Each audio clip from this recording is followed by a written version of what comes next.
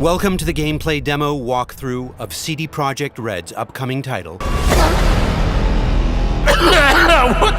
The gameplay you're about to see is from a work-in-progress version of the game. Everything you see is potentially subject to change. Convoy, got eyes and ears on it? Yes, Carol checks their communication channels from time Hey, to time. what's up, guys?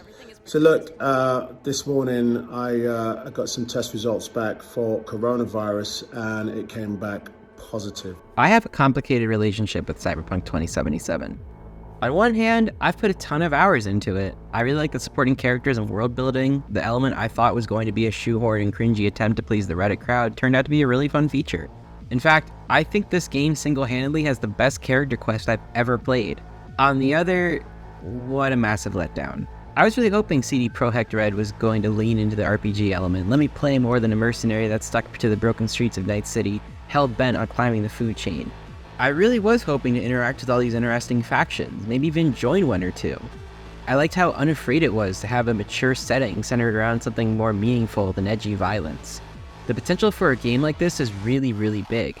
Sure, games in the cyberpunk genre had come and gone, but nothing on this scale and with the reputation that CDPR had. Shortly before release, things started to get a little more clear on what was going on. I mean, when was the last time you saw a video game announce it going gold and then go through another delay? I sure can't think of one. Not to mention, new consoles were on the horizon, and this supposedly next-gen game was getting releases on current-gen hardware. My experience was on the PC release, so I got my fair share of bugs, but for the most part, it was stuff I was willing to ignore. After all, my favorite video game ever is Fallout New Vegas, and that game breaks every 5 minutes. The biggest problem I had was the core gameplay. A lot of things once showcased before launch are either missing or exclusive to one mission and one mission only. We all got led on to believe that what was shown was only the tip of the iceberg in a world of endless possibilities, when really, it was all they had to showcase. This game uses RPG mechanics similar to that of the Witcher series. These mechanics work for a character like Geralt of Rivia, someone who's got a specific personality and a unique backstory that's not yours. You're not making your own character to roleplay as, you're taking the role of someone who already exists in this world. V in Cyberpunk is extremely customizable, from gender to backstory to body. It's clear Cyberpunk encourages you to make your own character, but where it fails, everything just lines up to you being one kind of character. All your backstories throw you onto the street as the same thug trying to rise to the top. This might be a surprise, but not everyone wants to play as an angry mercenary with an attitude problem. So this fucking terrorist wants to wipe me and take my place, take my body! Anyways, I also thought the Cyberpunk setting and aesthetic was poorly utilized to some degree. Before the game released, William Gibson, author of cyberpunk novels like Neuromancer, Virtual Light, and Johnny Mnemonic, wrote Cyberpunk 2077 look more like GTA with an 80s retro future skin. And honestly, I'm inclined to agree. I'm not familiar with the tabletop game, but I don't know, it doesn't seem like a little extreme. The insanely explicit ads, the funky cars, the giant piles of garbage everywhere. It's like the developers decided to watch some cyberpunk movies for inspiration, but instead of going with classics like Blade Runner or Ghost in the Shell, they went with Elysium and Idiocracy. But hey, it also looks like they watched Strange Days, and that's pretty cool. God damn it, you know I don't deal in snuff. You know I hate the zap when they die. It just brings down your whole day. I could go on about this forever, but my main point was to show where my biggest problems lie. It's true that CD Projekt Red felt bad about the bugs and spent the last 2 years patching up the game after its disastrous release. By the time the Edgerunner show came out, the game was in a far more stable state, so that a whole new audience could give the game a try, and its Steam page wouldn't be filled with people that wanted to invade Poland. Their expectations were far lower than a lot of the people who bought Cyberpunk 2077 at release, and good on them. A part of why this game is hard for me to give an honest rating is because I did have a good time playing it, despite all its very large flaws. But for me, Cyberpunk 2077 had an underwhelming core, and like what Lowell Bergman said to Mike Wallace in The Insider, "What got broken here doesn't go back together again." Which brings us to the Phantom Liberty expansion. It makes sense to put something out like this. CD Projekt Red had really tarnished their r/gaming reputation of being wholly divine developers that could do no wrong. But they've been keeping people happy with the years and patches and new content. Their last RPG, The Witcher 3, had 2 expansions. Blood and Wine gave you an entire new region to explore, along with a compelling story, lots of new quests, a new power system, and Jesus Christ, what the fuck is that? In fact, Blood and Wine was so good, it won a Game Award for Best RPG, despite requiring you to own Witcher 3. So if there's one thing CD Projekt Red hasn't botched in this game's lifespan, it's DLC. It's not DLC. It's an expansion. You know why? Because we do expansions. Big, massive monster! Okay, fine. Expansions, yeah. The big draw to me here was the 2.0 patch that came out just a few days before. This wasn't just bug fixes and new items. This was going to be a complete overhaul of Cyberpunk 2077's core mechanics. The PS4 and Xbox One versions of the game would eventually be discontinued, and PC requirements would shift over to that of newer consoles. So let's take a look at these new overhauls and what they contribute to the game. Alright, first up we've got a new police system. In the previous versions of Cyberpunk 2077, a GTA-like system was implemented for committing crimes. You attack innocent people, police will show up, you fight them, you get stars based on how much damage you do. The more stars you get, the more aggressive the police response is. At least that's how it's supposed to work. Upon release, this system was really underdeveloped. When I said police show up, I mean they pop out of thin air and start shooting. They could appear right behind you and shoot. There's no pursuit system like in GTA or Saints Row or shit, even Simpsons Hit and Run. You could have the highest wanted level and all you'd have to do is drive a few blocks. It really was that easy to escape. Now we've got a system that's a little more familiar with what I was talking about earlier. Fighting police officers and leaving the scene means they will attempt to pursue you. With a lower wanted level, it's easier, but if you do more damage, you'll have more heat. Plus, officers no longer just appear out of thin air right next to you. Patrol cars will spawn further away and will have to reach you before engaging. It's a great change that also works its way into Phantom Liberty. Which also brings us to another mechanic, vehicle combat. In the 2018 gameplay demo, we got a glimpse at chance encounters where your character could be ambushed by enemy factions while you're driving. Upon release, this feature was nowhere to be found. There were segments of the game that had your character shooting out of vehicles, but all of them were scripted segments. Nothing like chance encounters was possible. In fact, that entire 48-minute demo turned out to be complete smoke and mirrors. Now you can equip pistols and submachine guns anytime you're in a vehicle. Phantom Liberty has added gigs where you have to drive a vehicle to a drop-off point with a good chance that you'll get ambushed by someone else. And there's even those chance encounters where faction vehicles get into fights with or without your involvement. It's a good feature, but its relevancy only seems to matter during these encounters and missions in Phantom Liberty. If you're expecting any base game story missions or gigs to be updated with this feature, then you're out of luck. There's also been a complete overhaul of the perk system, going for a quality over quantity approach. A lot of the perks on release were pretty boring, just a lot of like deal more damage, take less damage, use more health, drive slightly better, and so on and so on. The original perk system just felt like a chart you'd fill to make the game a little easier and didn't leave much of an impact. I found that a 2.0 system to be a huge improvement. There's much larger incentive to upgrade your perks and go down a certain path. Like here, I never use melee weapons, so I don't plan on using a samurai sword to block bullets. But this Deadeye perk of being able to do insane amounts of damage with pistols to a point where I can one-shot almost anybody is really handy. Combat is both very fun and encouraging on playing it any way you want to. Cybernetics have also had a new overhaul, where they carry a lot more importance in how strong your character is. All armor stats are provided through cybernetics, and clothing has been reworked to be entirely cosmetic.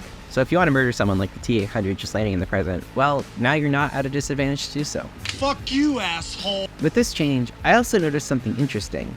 You see, since clothes gave pretty important stats at launch, players started dressing their characters based on the perks and the stats they get, rather than how good they look on their character. What the hell are you wearing? It's my ass-kicking outfit, bitch! So to combat this issue, an update was made to the game where you could build outfits.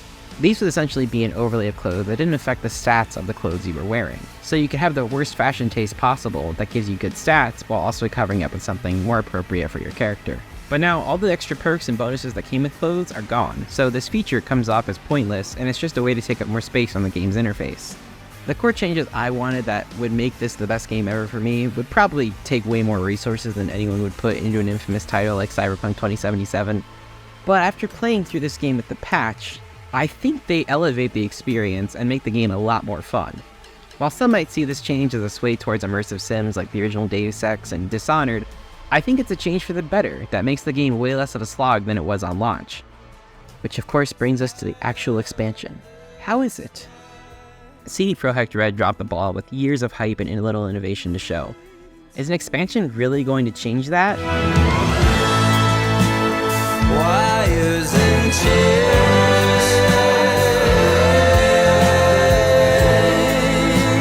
starting to fade.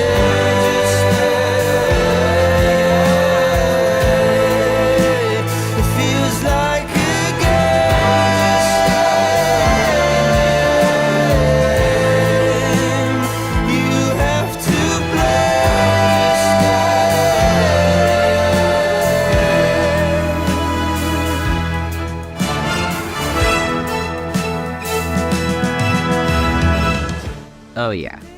this is it. Phantom Liberty is a complete 180.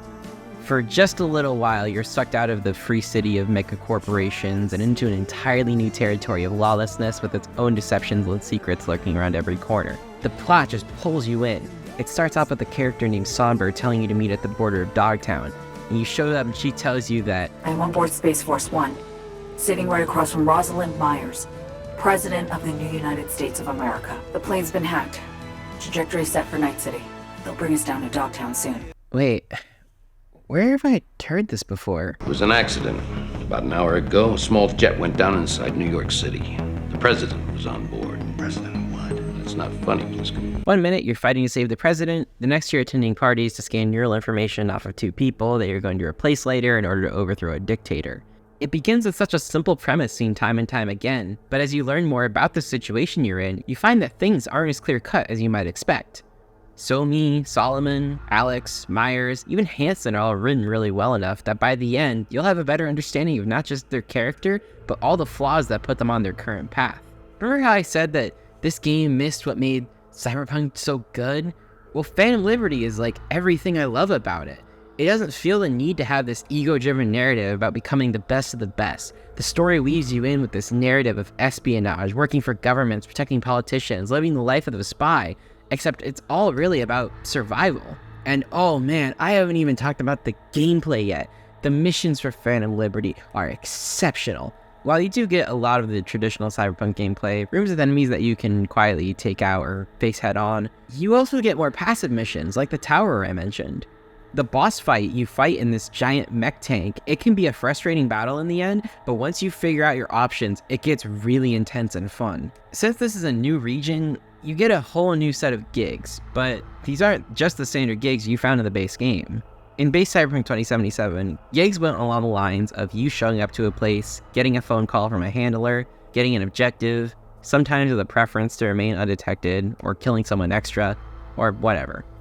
You do it, you get another phone call, you get paid. Pretty straightforward, not much going on, but I have fun with them, so I don't really mind. These gigs, on the other hand, have that setup, but they go way more in depth with who you're working with and what the stakes are. Like this gig here, it could easily just be a simple go in and kill these dudes job, but instead, you've got this setup with Brazilian spies, and you have to resolve a dilemma involving a covered up murder. Some gigs in the base game give an option to negotiate or go a different route, but it's more like for every one of those, you have 6 like all the rest.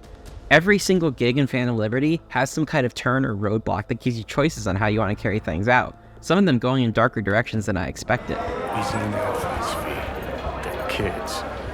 Kids way too young for this kind of crap. See that, Johnny?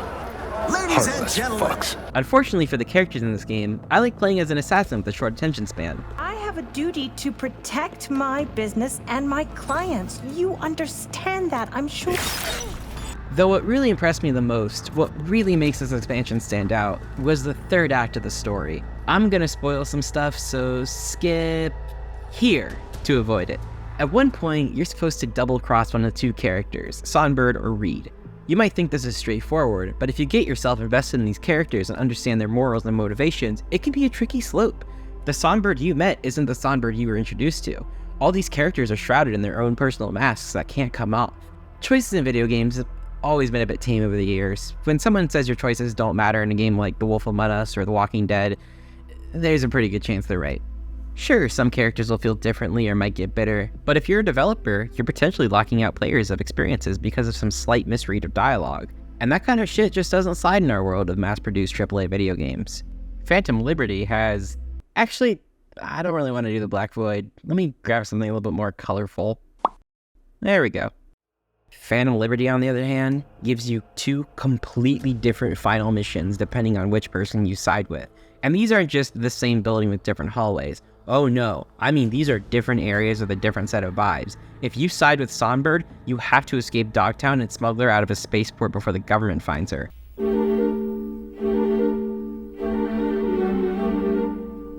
You have no one else to call. And if you side with Reed, everything goes completely wrong. Songbird goes apeshit, and Alex gets her neck sliced open, and next thing you know, you're fighting Max Tack and hiding from a spider robot in an Alien Isolation style level that leaves you completely defenseless. Since this decision is late in a mission, you still have the mission in a pretty similar manner. But siding with Songbird means Alex gets the drop on Hansen, and you don't have to fight him as a boss. Shit like this is exactly what you want out of a game that flexes on important decision making, and having meaningful character choices. And speaking of Songbird, she probably has the most tragic and heartbreaking story of anyone involved. Even though she introduces you to this whole dilemma of rescuing President Myers, you find out that Songbird was actually the one to sabotage the aircraft in order to make a deal with Colonel Hansen. Not long after you're introduced to Reed, a semi-retired secret agent in Dogtown, he tells you about how Songbird had betrayed Reed years ago. But he's not really upset about it because he understands that it was a command from the NUSA, or as he likes to put it, peace comes at a price. Someone's always got to pay it. As you progress, you become more aware of Songbbird's betrayal. But you also find out that President Myers has been purposely breaching the Black Wall, the unstable realm of rogue AIs and fragmented data, to spy on other countries and violate international treaty. And she's been using Songbird to do it. And as a result of this, Songbird is dying. Hansen is the one with the tech to cure Songbird and V, so she plans on double-crossing everyone and hopes to run free. Or, as she might put it, playing both sides to come out on top. Of course, this is kind of a problem for you, since the deal you made was with the NUSA to bring Songbird in. If you betray Songbird, you get to see her life up until her recruitment into the FIA. It's built entirely on Reed blackmailing her and losing all her past Netrunner friends. It's clear that most people she works for sees her nothing more than as a tool for their own personal gain. Even more fucked is that betraying Songbird means she taps more into the Black Wall, becoming this corrupted and unstable cyber psycho. When you confront her one last time, she begs V to kill her so that she doesn't become a weaponized tool for the government again. It's honestly really sad. Which brings us to another feature Phantom Liberty advertises: a new ending to the entirety of Cyberpunk 2077. To recap, Cyberpunk 2077 had its own multiple set of endings. These range from bittersweet to just brutally heartbreaking, as there's not really any happy endings in a place like Night City. I personally don't mind it, but I also wouldn't mind a new ending that's, I don't know, a little more uplifting. Well, CD Projekt Red heard that, and wrote that Phantom Liberty would give you a new ending. Rather than go to Arasaka and talk to Alt Cunningham, you would work with the NUSA's best minds to extract the relic that's killing you in exchange for handing over Somi. Is this ending good? Well, I think it fits well with Phantom Liberty's messages and themes, so yes. Is it more uplifting than those grim and bittersweet endings in the base game? Hell no. In fact, I think it's actually worse than all of them. It might be one of the most depressing things I've ever seen, so much so that you might just get over how much of a kick in the balls it is that you just start laughing. As a result of your surgery, you go into a coma for 2 years, and you find out everyone that you loved and cherished has just moved on, that you disappeared with no trace. Oh yeah, and if you romance Judy, do not, and I repeat, do not do this ending. I'm in Pittsburgh, and I'm married. Also, to make matters worse, V's body has lost any and all ability to use cyber implants. So when you return to Night City to get your mercenary career back on track, you get your ass kicked by 2 nobodies, and you have to rely on fucking Misty of all people to save you. Rogue calls you and is happy to hear that you're alive, but because you look like a cancer patient that's watched 7 seasons of Big Mouth, it's best you don't return to the afterlife in order to retain your status as the Night City Bardarse. In fact, the only friend that seems to want you in their life is Reed, and that's just fucking perfect. Throughout Phantom Liberty, you find out that a lot of characters will help Reed, but they also do not trust him and do not want to be his friend. So the only 2 people left with a stable relationship in this ending are individuals that burned bridges with everyone else and stuck with the burdens of their actions. It's fucking great. So yeah, I highly recommend Phantom Liberty. What was hyped and talked about in all those years before Cyberpunk 2077's release was exaggerated, but I didn't want that to stop me from telling people about what's been accomplished this year. When you finish the new story and sit through all those stylized credits, you reflect all the time you spent in Dogtown. I felt this unique mix of astonishment, joy, and sadness for everything I went through. And when it's all done, you just sit there, taken aback. It's an expansion that turns an okay game into a great game. There's some stuff I didn't cover, like most of the side quests or these battle royale loot drop looking things, but I want to leave some stuff up to you to discover. It's more fun that way.